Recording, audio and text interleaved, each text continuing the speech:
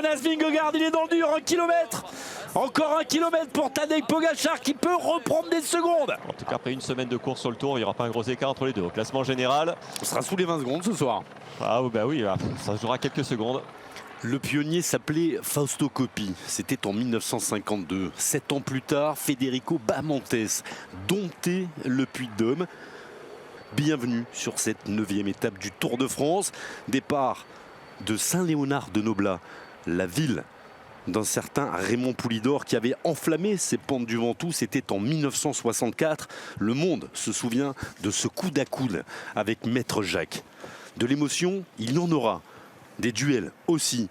Derrière les deux fantastiques, on va jouer le classement général. Et puis ceux qui veulent remporter l'étape, comme Jiménez l'avait fait au nez et à la barbe justement de Poulidor. Et donc-il, en 1964, nous allons nous régaler. Matej Mohoric, Mathieu Burgodeau et également pas forcément des garçons typés grimpeurs qui sont en train de prendre le large, mais attention, de gros rouleurs avec un coureur de l'équipe Intermarché qui a raté le départ, peut-être Georg Zimmermann qui a remporté récemment sa première étape sur un grand tour. C'était sur le Tour d'Italie. On continue de partir pour l'équipe Cofidis et Simon Geschke, vainqueur à Pralou il y a quelques années sur le Tour de France qui vient de sortir. Ouais, je pense que beaucoup de coureurs ont été surpris. On s'attendait, moi le premier, à avoir beaucoup de bagarres pendant 15, 20, 30, 40 km et ensuite ça allait sortir sur des reliefs peut-être un peu plus prononcés. Et là je crois que beaucoup ont été surpris de voir quasiment la première attaque, la bonne, car quand on voit l'attitude du peloton, on se dit que l'échappée est en train de partir avec des coureurs qui avaient des ambitions au classement général au début du Tour de France mais qui ont perdu du temps. Des coureurs comme Michael Woods, le leader de la formation israélienne, bien joué de la part du Canadien. Le peloton qui va se présenter maintenant au pied du col et les équipiers du local, les équipiers de Romain Bardet ont pris les choses en main. Il est étiré ce peloton, non? Tu crois pas? Très étiré, très étiré. Après, il y a du monde qui va s'écarter assez vite là maintenant. Romain Bardet, oui, je croyais il n'est pas dans la roue. Non, il est un peu plus loin, en 5e, 6e position. Voilà, on est donc à 13 km 300 de l'arrivée pour le peloton maillot jaune. John Degenkolb qui va s'écarter là sur la droite de l'image. On place Romain Bardet. Michael Landa dans la roue de Jonas Vingegaard. Suivi, comme son nom, par Tadej Pogačar, aspergé par Félix Grossschartner. Ouais, regardez, Tadej Pogačar a connu un petit problème puisqu'il a bel et bien changé de vélo. Il n'y a pas de plaque de cadre sur son vélo. Peut-être que c'était prévu pour avoir des rapports différents pour attaquer la montée finale. Ouais, le petit panneau 4 bornes qui n'était pas mis sur un arche, c'était un autocollant. Deux salles, deux ambiances. Julien Lafilippe est lâché du peloton principal au moment où Matteo Jorgensen rentre dans ses 4 km. Le voici, Julien. Grosse accélération c'est énorme, Wilco Kelderman. Alors on prépare peut-être une attaque d'envergure pour Jonas Vingegaard. Il y a des pourcentages quand même. Parce que là, il y a le replat encore pour le peloton, il me semble. On est à 13 minutes, donc en tout cas Pogačar se méfie. Vous l'avez vu, le porteur du maillot blanc est dans la roue du maillot jaune. Il n'est pas attendu, Ben O'Connor. Peloton à 5 km. Michael Woods qui va rentrer sur Mohoric. Ouais, il est 5-6 secondes derrière Matej Mohoric. Michael Woods pointé il y a quelques instants à 49 secondes. Allez, 49 secondes. Il est là. En 2 km. Oui, il va revenir normalement sur Mohoric. Maintenant, la question, va-t-il revenir sur le coureur de la Movistar? 49 secondes, ça peut le faire pour Woods. Il va aller le chercher. Il reste 800 mètres. C'est cruel. Mais Michael Woods va aller chercher Matteo Jorgensen. Parce qu'il n'y a pas de replat sur le sommet. Il n'y a pas de flamme rouge, c'est fini. Le festival des Canadiens de l'équipe Israël, premier take l'année dernière. Rappelez-vous, la victoire de Hugo Hull. Aujourd'hui, c'est Michael Woods qui va aller la chercher. Statu quo derrière. Ah oui, gros marquage. C'est complètement différent de ce qu'on a vu à Cotterêts-Marie Blanc. Personne veut vraiment prendre ses responsabilités. Sepkus qui est lâché d'ailleurs. Sepkus qui ne peut pas suivre. Regardez. Jai Hindley qui va essayer de revenir. Il s'accroche, Jai Hindley, troisième du classement général. Il veut revenir sur Carlos Rodriguez qui le menace. Tom Pidcock va faire une bonne opération. Où sont nos deux Français? Ils étaient juste derrière là-bas. Adam Yates aussi est en train de revenir. Allez, l'attaque de Simon Yates. Lui, il veut aller chercher la troisième place. Et Et Pogacar qui va. Et il s'arrête tout de suite. Oui, ça se regarde. Ouh, on a chaud. Ouh, on a chaud. Hop, hop, hop. Attaque de cette fois, Tadej non. Pogacar.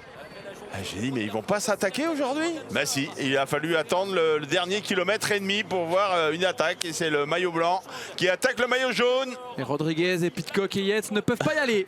25 d'hab. secondes. Ah non. 25 secondes entre les deux hommes. Il n'y a plus de bonification, bien sûr, au sommet.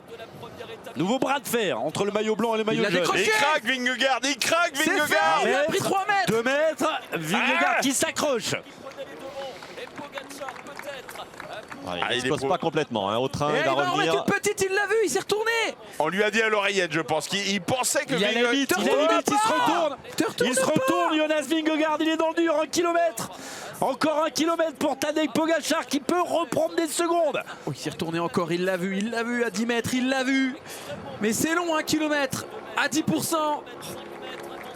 On aura ce duel dans ce dernier kilomètre du Puy de Dôme. Et on l'a vu, il est difficile, ce dernier kilomètre. Et s'il revenait coude à coude, comme en 1964. Ah, il craque pas, il a Ah, perdu il a bien quelques géré. mètres. Il est même en train de revenir, j'ai l'impression. Ah, il n'y aura pas de gros écart, que ce soit dans un sens ou dans un autre. 25 secondes, je ne pense pas que Pogacar Il est soit en en train de- mesure de reprendre. Attention, attention.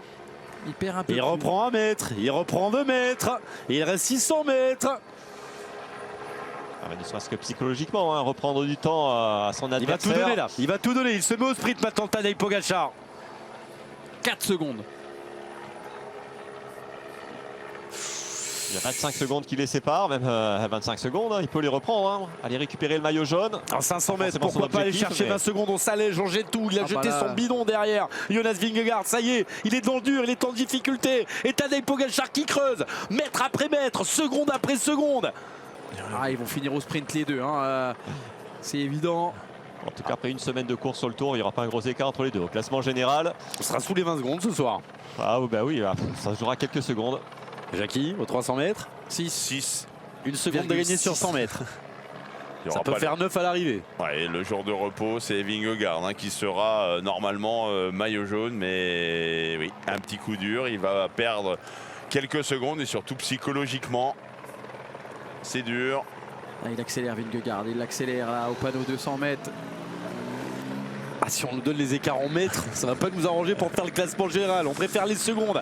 Voici maintenant Tadej Pogacar qui arrive. On va déclencher bien sûr le fameux chronomètre à Jackie. Jonas Vingegaard est juste derrière. Tous les deux au sprint, tout presque en danseuse. Tadej Pogacar, Jonas Vingegaard qui reste le cul fixé sur sa selle comme à son habitude. Et Tadej qui remet. Ah, et là, on voit qu'il peut reprendre 1 ou 2 secondes. Ça peut faire Il plus le de 10 sait. secondes sur la ligne d'arrivée. Allez, jusqu'au bout. Elle est où la ligne? Elle est là. Top chrono Jackie. Allez, c'est parti. Ça va pas faire grand chose. Le Non, voici non. déjà Jonas Vingegaard. Et à l'arrivée, ce sera exactement 8 secondes. 8 secondes de récupérer, 17 secondes normalement entre Jonas Vingegaard, leader à la fin de cette première semaine, et Tadej Pogacar. Simon Yates qui en termine maintenant avec Tom Pidcock et avec Carlos Rodriguez. On va découvrir ensemble le classement général après cette première semaine de course. Toujours ce mano à mano entre Jonas Vingegaard et Tadej Pogacar. Jay Hindley, 3e à 2,40. Il a perdu un petit peu de temps aujourd'hui. Le coureur australien, top 5 complété par Carlos Rodriguez, l'Espagnol d'Ineos Grenadiers, et par Adam Yates qui ne compte plus que 5 petites secondes d'avance sur son jumeau Simon Yates. Le premier français, c'est David Gaudu, mais David Gaudu est déjà pointé à plus de 6 minutes. Rendez-vous compte, 6 minutes de retard pour Gaudu après seulement une semaine de course.